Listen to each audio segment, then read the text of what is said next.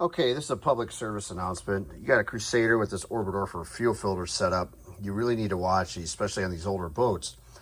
You know, this is very popular starting in the throttle body years, 1994, and all the way throughout, I should say.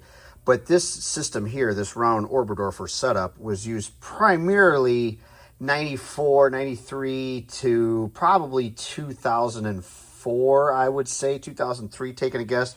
Then they went to a different system, which is another 150 micron cleanable screen.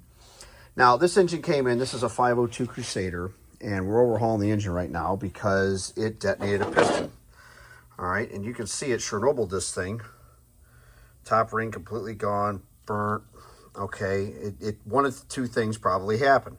It either ran lean, which i.e. this, or it could be over prop. Those are the two most popular.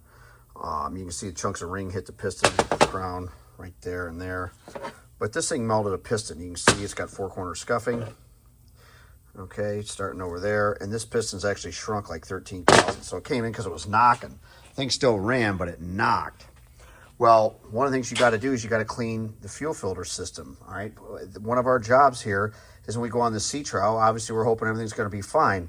Well, if you let this thing out the door with this crummy fuel filter like this, and you can see this is on the bottom. See this other side, this is the side going towards the fuel pump.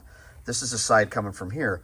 Well, this thing is on the bottom. Well, that's where all the dirt's going to go. Well, if you look over here to the engine, look where the fuel inlet is to the fuel pump. This is the high-pressure Pierberg pump.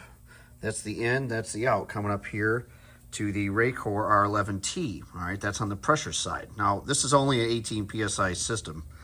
But you can see how this can restrict the flow. And this thing had a new fuel pump put on. It actually wasn't put on right. This one clamp was loose. So I'm wondering if this thing had a drivability problem, which was starving fuel to this old girl.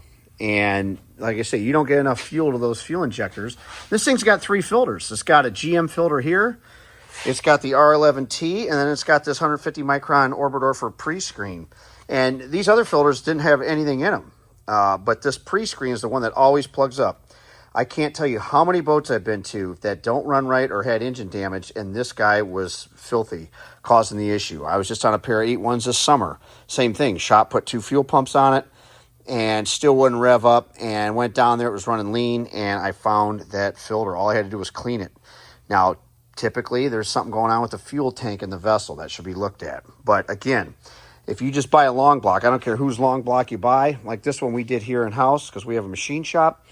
But if you buy somebody's long block and just bolt all the junk on and don't clean this, you could tear out that new long block maybe on the sea trials. So this is very, very important.